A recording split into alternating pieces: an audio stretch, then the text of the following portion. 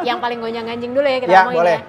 Sprint race. Jadi sprint race ini akan mulai di tahun 2023. Saya sih langsung nge-tweet tuh, 2 menit setelah podium itu langsung man of the race saya, peduli amat orang lain, Fabio Quartararo. Emang makanya harus nonton dari mulai press con. Banyak banget press con tuh kejadian-kejadian yang seru ya kan. Ngegas banget.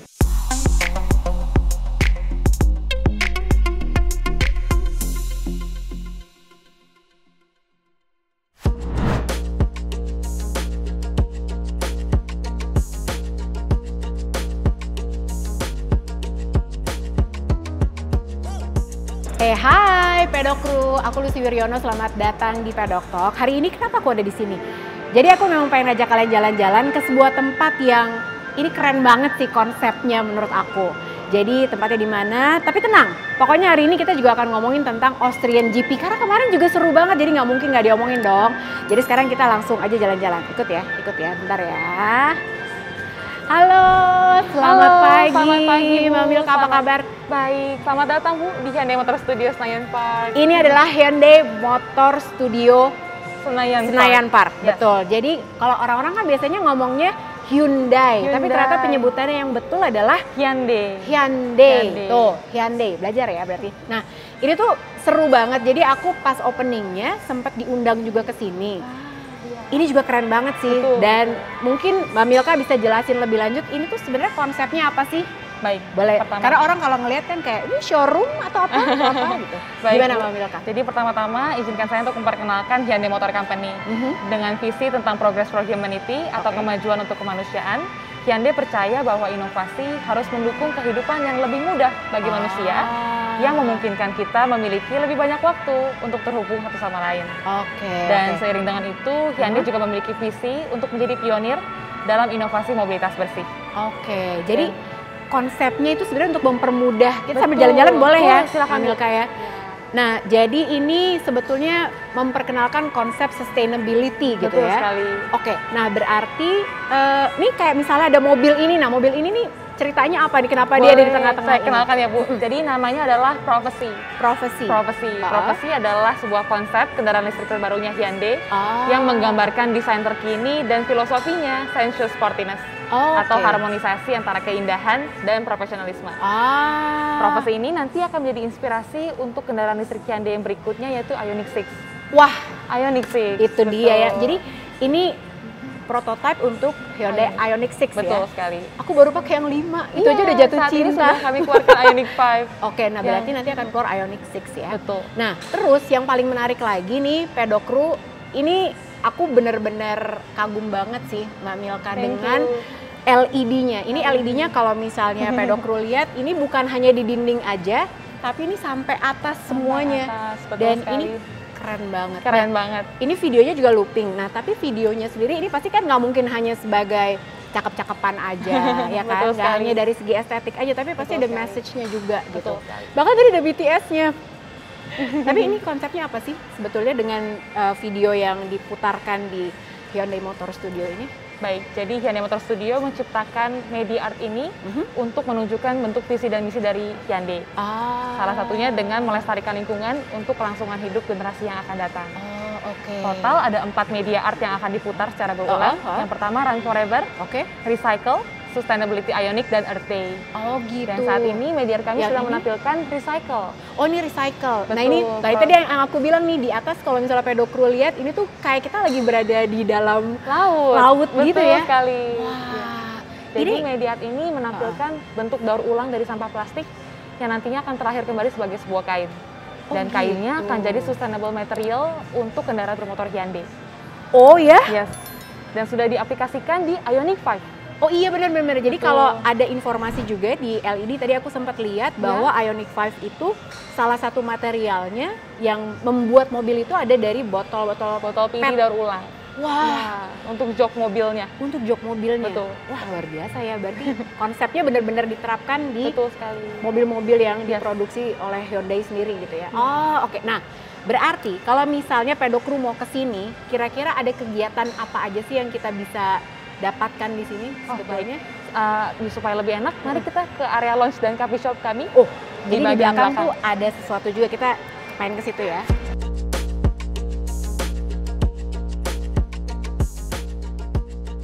Ini mobil aku, Mbak.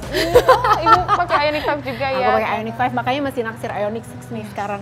Ya, tunggu kabar baiknya dari Hyundai. Semoga segera. Oke. Jadi, berarti di sini kita bisa dapetin apa aja nih? Jadi di Hyundai Motor Studio Senayan Park terdapat berbagai program dengan konsep sustainability atau keberlanjutan. Yang pertama adalah test drive. Ada test drive. Di dalam program ini, para visitor dapat mencoba pengalaman baru berkendara dengan kendaraan listrik Hyundai. Oh, oke. Bisa Ioniq 5 atau Kona elektrik. Oh, baik. Terdapat dua jenis program, ada basic apa aja? drive dan sustainable life drive. Kalau basic drive berarti benar-benar mengalami pengalaman untuk nyetir mobil listrik itu seperti apa, ngecharge-nya Yes, gitu betul. ya? Semua akan belajar tentang konsep-konsep kendaraan listrik, tapi untuk basic drive membutuhkan waktu sekitar 60 menit dan mengitari area Senayan. Oh, oke. Tapi Nah, kalau untuk yang sustainable life drive, nanti Ibu akan diajak ke bulk source. Oh, itu ngapain tuh di Eco-friendly. bulk source? Jadi di sana akan belajar bagaimana belanja sesuai dengan kebutuhan. Bahan-bahan yang ramah lingkungan tentunya. Belanja sesuai kebutuhan. Itu Betul. sulit sebetulnya, ya kan? Dan ini barang-barangnya semua ramah lingkungan Ramah juga. lingkungan semua. Oh, jadi ini memang benar-benar keseluruhan konsep sustainability yang diusung oleh Hyundai sendiri Yes, gitu ya. betul. Oke, nah dengar-dengar ada workshop juga ya di sini. Betul. Jadi workshop ini untuk publik dan untuk anak-anak. Workshop apa nih? Ini anak-anak bisa Anak-anak ikutan juga bisa ikut. Apa Jadi, nih Mbak workshop? Kalau untuk publik, kita punya upcycling DIY card case workshop dan juga upcycling DIY keyring dan handpot workshop. Jadi di dalam workshop ini kita akan belajar proses upcycling. Oh, itu weekend, weekdays? Untuk weekend. Untuk weekend. Kalau Wah, untuk pas publik, banget. untuk dewasa itu setiap hari Sabtu. Dan untuk Minggu, untuk anak-anak kita punya Ioniq 5 Charging Station Workshop. Ngapain itu? Jadi nanti anak-anak akan membuat Ioniq 5 versi mininya Oh iya? dari bahan kayu daur ulang. Wah, Ya, oh betul. jadi mereka bikin mobilan. Terima kasih banyak Mbak Milka. Terima Ini aku kasih. sekarang mau lihat-lihat, boleh ditemenin ya? Boleh, silahkan. Yuk, mari.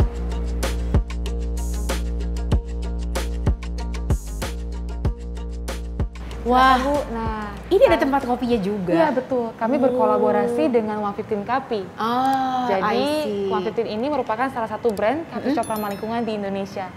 Yang memiliki menarik konsep yang sama, sustainability.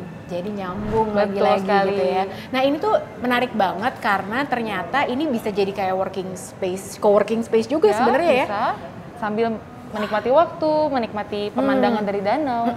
Jadi benar-benar Wah ini Comfy PW banget sih. sekali. Jadi kalau misalnya weekend, misalnya nih Pedokru mau ngajak anak-anaknya mau workshop di sini Ya. bisa banget gitu kan. Mau weekend kalian sendiri mau ikut workshop bisa banget. Ada tempat ngopinya ada 115, terus udah gitu di sini ada meja-meja. Hari biasa mau buat meeting juga boleh di sini ya. Ketemuan sambil belajar tentang konsep sustainability-nya Hyundai sendiri gitu.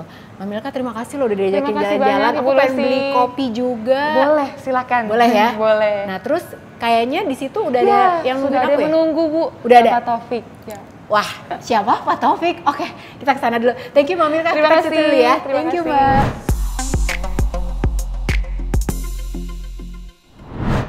Hai Mas Taufik. Wes. Tunggu. Ini Gimana nih? Mas Taufik atau Peter Parker nih? Bajunya. Ini lagi nggak membasmi kejahatan. Nggak. Ini on cam ya? Iya. Aduh ketahuan dong. Aduh. Nggak pakai topeng lagi. Aduh. Mas Taufik apa kabar? Gimana, Sehat Sih? dong. Yes, Alhamdulillah. Alhamdulillah banget. Aku nih Iya, gimana tuh? memang sudah lama kita tidak bertemu Iya, ya kan, benar, summer lama break banget. udah Iya, 5 iya. minggu. Terus udah gitu kita dipisahkan oleh kesibukan Anda membasmi Bener. kejahatan Iya, gitu kan. itu dia. Tapi sekarang alhamdulillah udah di sini. Bener. Kita tuh masih di Hyundai Motor Studio. Iya, Gimana seru ini nggak? Seru banget ini, fresh pasti sih yang Seru pasti banget ya. Ada sesuatu penyegaran. Iya dong, biar nggak di studio aja Iya, mainnya. bener. Jadi ini pasti Pedokru udah nungguin. Pedok Talk Gimana? tentang Austrian GP kemarin. Seru. Austria selalu seru. Satu Seru, kata buat seru. menggambarkan race kemarin apa? Intens. Weh, intens, asik, intens. Tapi bener ya, Intens, beneran intens. kita review podium dulu. Podiumnya juaranya adalah Oke. Peko Bagnaia, Peko Bagnaia, Ayang Taro, bener. Fabio Quartararo, dan terus Jack Miller. Jack Miller. Nah kalau lihat performa Iya. Peko Bagnaia kemarin, Iya. ini kan dia trennya naik terus, Naik hat-trick loh terus, dia, naik terus. ya dong. Terus kalau menurut Mas Taufik, apakah ini kebangkitan dia sama seperti tahun lalu? Dia baru bangkit di paruh musim kedua. Wah, menarik kita lihat kenapa? Karena semenjak Jerez Ah, ah. sampai Austria, si Peko ini dia tuh udah kayak Marc Marquez yang dulu-dulu. Ah. Kalau nggak DNF, juara. Coba cek. Iya gawat ya, iya ya bener ya. Gawat, ngeri. Dan dia adalah satu-satunya pembalap di musim ini yang sudah 5 kali juara. Luar biasa loh. Oh, dia udah 5 kali ya? 5 kali. Ah. Dan 5-5-nya tuh dia kalau nggak juara, ya dia DNF. Iya, ngeri iya, sih, iya. sebenarnya sih ngeri. Ngeri ya, berarti ini trennya naik itu nggak saya. apalagi abis ini Misano nih 2 minggu Misano lagi. abis ini, walaupun setelah itu Aragon dan Iya, itunya iya. mungkin Ducati agak turun. Cuman di Misano ini, kita akan lihat ini home Oke. race-nya Ducati. Nah, tapi ya kalau aku biaskan Iya, ya. iya. Kalau aku kan Ayang Taro kan kesayangan iya. aku. Tapi menurut aku Iya. Pecco sih emang bagus banget Bagus. gitu. Bagus banget dan dia meskipun sebetulnya dia juga nggak yakin kemarin Iya. ya kan dibanding Jack Miller dia sebenarnya nggak sebagus Jack Miller sepanjang free practice Bener, sebetulnya kalau ya kita lihat kan. dari hari Jumat ya. Tapi Ayang Taro dia harus fight Ducati yang banyak banget itu dan dia bisa di podium kedua Iya, itu iya. luar biasa banget menurut aku. Minoritas soalnya, beneran itu kan. Iya, terus udah gitu ya, pas dia overtake Jack Miller itu, Waduh, tarik napas semua. wah, itu nggak nyangka kan Iya, dia nggak overtake di nyangka. situ kan. Tapi performa dia gimana? Dia soalnya gini, Iya. Mas Taufik, dia Iya. sampai diet loh, turun 2 kilo. Iya bener. Saya sih langsung nge-tweet tuh, 2 menit setelah podium itu langsung man of the race saya, peduli amat orang lain, Fabio Quartararo. Kenapa? Ya karena ya itu dia pertama, dia seorang, artinya gini, dia pakai motor yang hitungannya inferior Iya.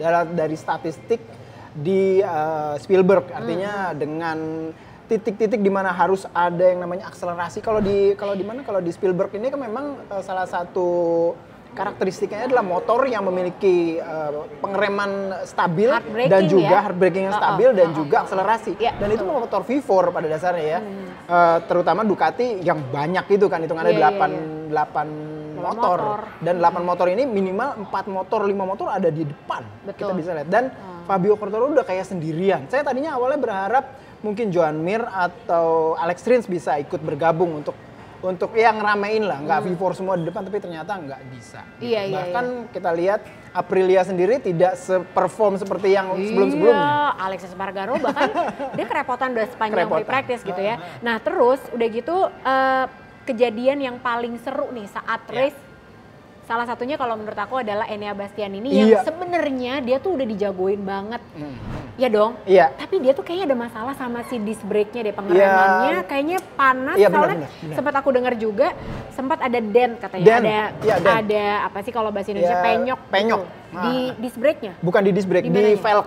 Di velgnya. Di velgnya. Nah itu karena suhu yang panas Sepertinya sih hard karena braking dia atau hard kenapa? braking, terus pada saat hard braking itu menekan dari velgnya sehingga velgnya agak sedikit dent. Velgnya kan gitu, Gitu. panas juga. Termasuk juga Jorge Martin kan? Iya, termasuk Masalahnya tapi juga nggak itu. sama persis ya. Kalau Jorge Martin tidak sampai defect, artinya Iya, kalau betul. si Enea itu sampai defect, artinya dia sampai tidak mau nggak mau ya selesai. Iya, tapi Jorge Martin juga gila sih. Dia tuh kayaknya Sempat tambahin tangan. bener, tapi terus dia terus aja Terus, coba terus. sampai akhirnya dia benar-benar bisa finish. Nah, sebenarnya ini nih pertanyaan aku. Kalau Mas Taufik Iya. terawang-terawang, Iya. ini kan sebenarnya Paolo Ciabatti masih memikirkan Iya. siapakah yang akan menggantikan Jack Miller. Iya. Kalau lihat dari performance mereka berdua, Iya. mulai dari Silverstone sama Iya. di Red Bull Ring kemarin, antara dua rider ini, Enea Bastianini sama Jorge Martin, udah kelihatan titik terangnya belum? Nanti di Misano mau diumumin nih soalnya. Harusnya gitu. Cuman kalau Kalau saya masalahnya sendiri, siapa? kalau menurut saya, kalau saya sebagai Paolo Ciabatti atau saya sebagai Gigi D'Alema, Jangan saya, di WhatsApp Paolo Ciabatti. jangan WhatsApp-nya. Ngeri juga ya. Saya sih sebenarnya semenjak Silverstone sudah pasti Enea Bastianini. Sama nih Hitungannya kayak gini. Mas Joni. Mas Joni juga Iya, bilang soal iya. Enea, kenapa? Ya mungkin karena satu SMA ya saya ngomong Iya, Joni. oh iya beneran. Karena kemarin aku juga bilang, Mas Joni siapa gitu kan. Dia jawabannya juga sama Kang Taufik. Enea karena kenapa? Lebih Ya, konsisten? pertama gini, Atau saya ngelihatnya lebih gini, dia dengan motor yang setahun lebih tua gitu ya, artinya supportnya pasti, Ya. ya walaupun Ducati Corse secara pabrikan bilang mereka akan tetap mensupport Enea dalam bentuk support teknis, tapi pasti tidak akan semasif support ke Jorge Martin. Karena motornya kan udah benar-benar motor baru, pasti banyak banget update baru. Tapi kalau yang ini ya kan ada, lebih lama tapi ya nggak gitu banyak kayak misalkan hanya fairing doang, segala macam Iya, nggak iya, banyak. iya. Tapi dengan kayak begitu performnya luar biasa. ya kan? Oke. Luar Tapi biasa. aku curiga sih abis dia kenal sama Paolo Ciabatti kan dia bisa message Enggak sih, enggak ada sih. Enggak, Saya ya. yakin, Iya, tapi kalau kita lihat dari kalau saya sih ngelihatnya harusnya ya mulai dari sebelum summer break pun sebenarnya udah kelihatan bahwa ini tuh adalah lahannya Enea Bastianini. Iya, iya, iya. Ada sedikit bau-bau politis dalam tubuhnya Ducati ini menurut saya. Kenapa nih? Di dalam sebenarnya dia memang semenjak awal tuh pengennya yang naik di sini adalah Jorge Martin. Oh. Tiba-tiba aja masuk ada yang namanya si Enea Bastianini ini sedikit mengacak-acak otak dan pemikiran dari Ducati Corse mau gimana ya biar yang paling bandernya gitu ya. Dan ya itu dia. Enea ya. Jadi kalau menurut saya memang semenjak awal ini tuh udah di-plotting sebenarnya si Jorge Martin ini untuk bersama Pecco. Karena kan biasanya memang dari Pramac lah yang akan naik. Nah, tapi ya kita tunggu aja ya nanti ya di Misano ya. Nah terus ini juga kemarin ya di Red Bull Ring itu ada banyak banget kejadian, banyak banget berita-berita yang anget. Tapi nanti dulu kita harus best moment dulu dong. Oh best moment. Ini sebelum kita menuju ke yang anget kita best moment dulu. Kalau Mas Taufik best moment yang nomor 3. Kan kita nomor ada 3. Nomor 3 apa? Nomor 3 saya ya pasti tim manajer Ducati. Yang jingkrak-jingkrakan lagi.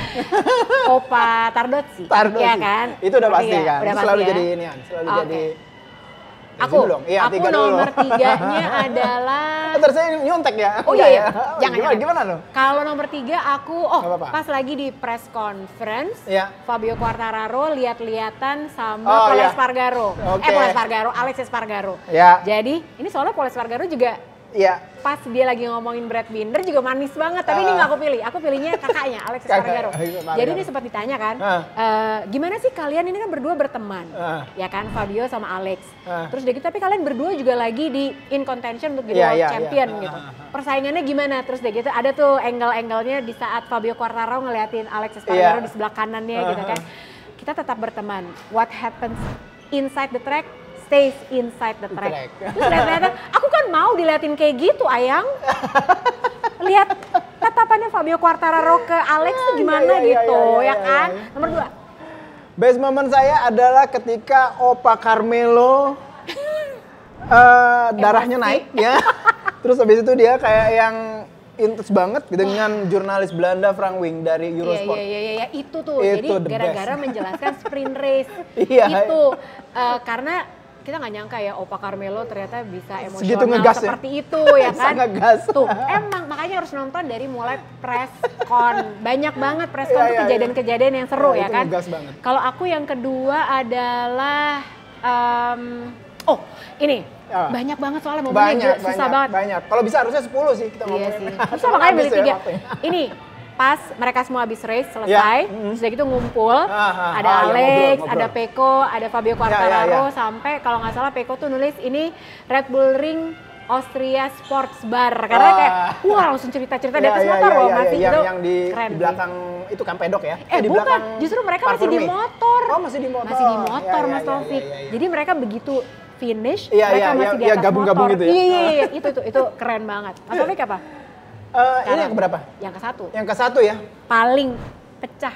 Paling pecah banget sih sebenarnya sih nggak di MotoGP. Saya ngambilnya di Moto3 ketika Ayumu Sasaki dari posisi 21 akhirnya finish posisi pertama. Itu luar biasa sih. Gila ya. Double long lap penalty, turun ke 21, satu disikat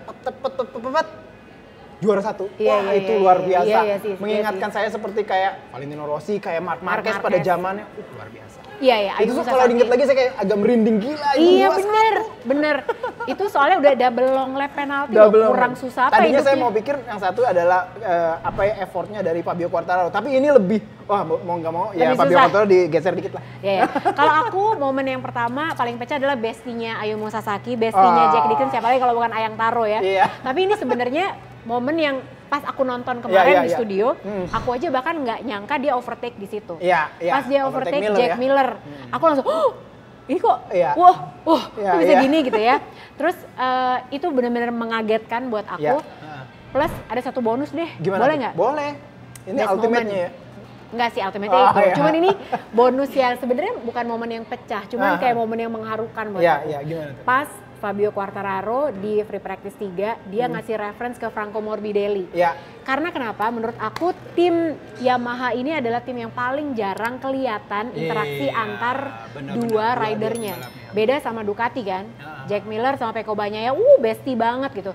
Kita kan jarang banget ngeliat Fabio Quartararo sama Franco Morbidelli bareng. Kerjasama ya. Bener, nah sementara di Free Practice 3 itu menurut aku itu menyentuh banget lah gitu. Udah ya, best moment boleh ya. Boleh nggak best satu? Boleh. Mau bonus saya? Terus, boleh. Jangan televisi doang ngasih bonus. Aku dimarahin. Saya bonus saya adalah ketika Johan Zarco kaget. Oh iya. Disikat sama Alex Zarco. Iya. Kaget, kenceng banget motor soalnya ternyata. Tangannya sampai gini kan.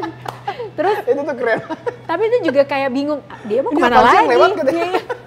Itu juga lucu. Itu lucu asli. Nah, itu udah semua best momennya. Sekarang kita langsung menuju ke yang anget. Oke, siap.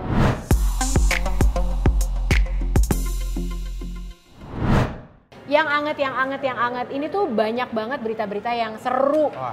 Gila ya, padahal aku pikir Austria tuh tuh seru banget. Karena ada-ada aja gitu kan. Banyak banget sih kalau dibilang. Yang paling gonjang-ganjing dulu ya kita ngomongin boleh. ya. Sprint race. Jadi sprint race ini akan mulai di tahun 2023. Mas Taufik boleh jelasin dulu nggak ini mekanismenya gimana? Jadi mekanismenya, ini secara umum sprint race ini akan diadakan, artinya ini adalah sebuah balapan baru gitu ya. Balapan mirip seperti kayak balapan utama di hari Minggu. Poinnya akan setengah, jadi kalau 25 ini akan jadi 12 dan setengah dan seterusnya gitu. Posisi gridnya sama seperti kayak posisi grid di balapan utama, jadi berdasarkan Q1 dan Q2. Namun karena ada penambahan sprint race di jam 3 sore, itu ada sesi latihan bebas yang hilang, yaitu latihan bebas ketiga, free practice 3. Ini sebenarnya gini, free practice 3-nya masih ada, free practice 4 yang nggak ada. Jadi free practice 4 statusnya dipindah ke free practice 3. Biasanya kita free practice 4 itu 30 menit digunakan untuk reset race pace dan segala macam. Nah, reset race pace yang selama 30 menit itu dipindah ke hari Sabtu pagi free practice 3. Tempat untuk menentukan top 10 untuk bisa masuk ke kualifikasi kedua itu hadir di free practice 1 dan free practice 2. Tapi free practice 1 dan free practice 2 agak ditambah sedikit, nggak 45 menit, mungkin 60 menit, mungkin 50 menit. Kita nunggu. Tapi berarti cari setup untuk race susah dong. Itu dia. Iya kan? Pertama gini, kalau kita biasa race weekend yang sekarang ya 2022, free practice 4 yang merupakan salah satu tempat untuk reset race pace itu kan dilakukan persis ketika main race. Iya. Waktunya. Nanti kita akan masuk free practice 3 itu pagi. Nah, ini yang saya pikirkan. Artinya apa? Susah banget. Bisa dibilang hampir tidak apple to apple nanti hasilnya. Data itu nggak apple to satu pagi dengan temperatur yang rendah, sementara race-nya kedua-duanya itu sprint race dan juga main race sore. Ya, tapi itulah ya. Artinya satu-satunya tempat buat reset race pace ada di free practice 2. Gila itu. Dan itu sebenarnya kadang-kadang jauh banget sebenarnya juga kan? Karena apa yang terjadi di hari kemarinnya sama hari race tuh bisa beda suhunya. Kita baru ngomongin itu kalau cuacanya sama semua ya. Kalau beda hujan, udah bubar. Ya nggak tahu ya, pokoknya itu sprint race. Kita jelasinnya sampai situ dulu, nanti kita bahas lebih lanjut lagi. Karena terus belum ada juga. Belum. Nah, terus udah gitu yang heboh juga kemarin pas pengumuman di Red Bull Ring adalah Pol Espargaro akhirnya meresmikan sebagai rider pembalap gas. Nah, ini tuh sebenarnya timnya KTM. Ya KTM sih sebenarnya. Rebranding kalau menurut saya. Iya kan? Tapi ini tim satelit kah, independen atau apa nih jatuhnya? Karena nggak ada konsesi kan mereka. Ini menarik gitu ya. Apa posisinya aku juga bingung. Jadi sebenarnya ketika KTM itu mulai berkolaborasi dengan Tech3, Tech3 ya, ngomongnya gitu kalau pakai bahasa Prancis. Itu mereka selalu menyematkan nama Factory Racing di nama timnya. Padahal satelit. Padahal itu tim satelit atau tim independen. Itulah yang banyak membingungkan orang. Tapi karena masih ada nama KTM-nya, yang sekarang-sekarang ini orang masih tetap bingung, ini tim satelitnya KTM Red Bull.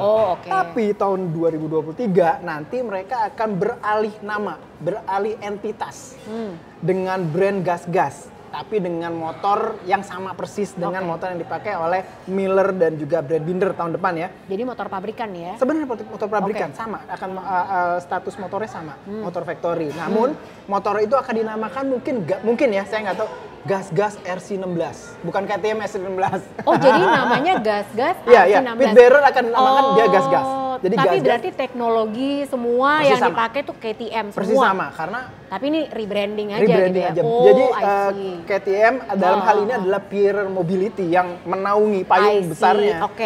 Dia kan menaungi ada KTM, ada Gas-Gas, ada Husqvarna, ada CF Moto kalau yang sekarang yang baru itu ada 4 tuh.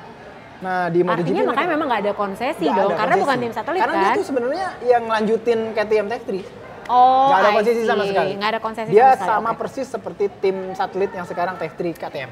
Bener apa enggak? Dengar-dengar gas-gas ini sebetulnya adalah cara untuk memancing Ya, Miguel Oliveira ya, katanya Ya. supaya nggak kemana-mana, bener supaya juga. tetap di KTM. Mungkin ya kalau bener Katanya. enggak, kalau bener enggaknya saya nggak tahu. Cuman memang sepertinya sih itu berhasil. Kenapa? Tapi dia bilang belum ada tawaran loh. Iya, belum ada tawaran. Nah, artinya ada perubahan dari apa yang dia omongin. Kalau kita ingat mungkin 2 3 4 minggu yang lalu.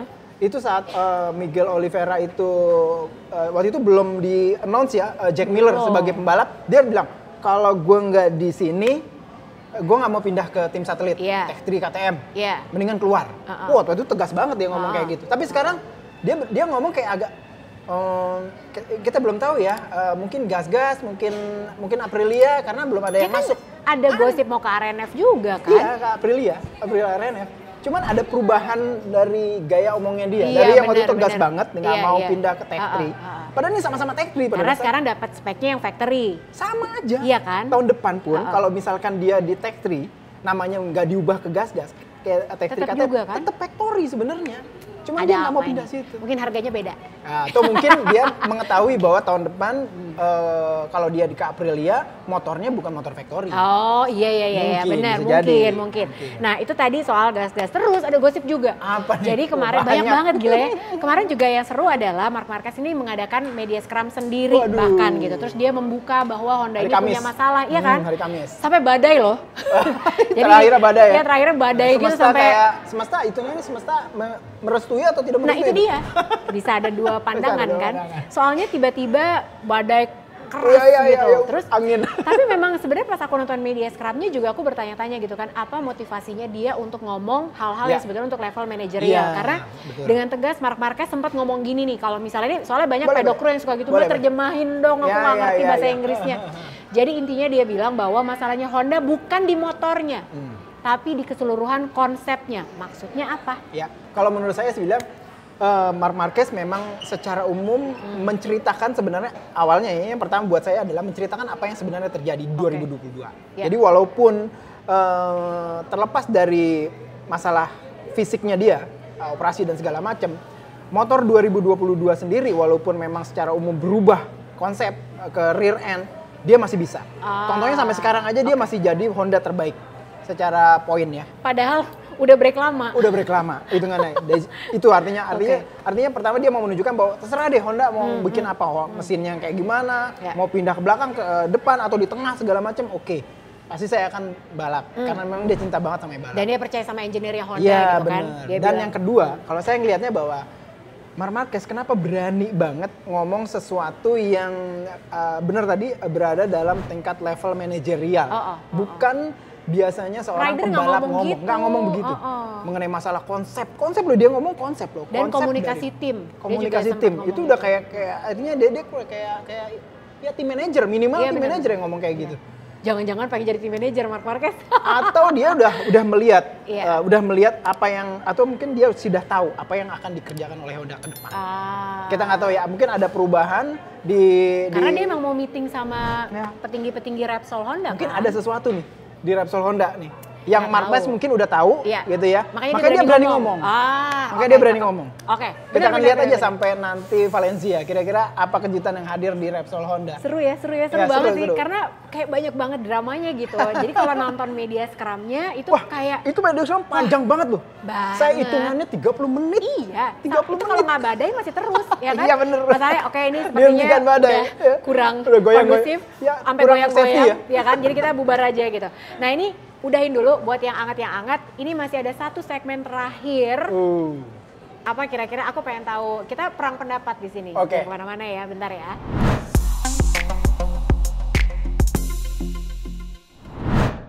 Enaknya kalau siaran di sini bisa sambil ngopi kita, Iya, ya benar. kan? Tapi ya, Gimana? jadi ini tuh segmen ini yang berhubung YouTube channel sendiri, terserah aja gue mau bikin Iya, segmen boleh. apa kan.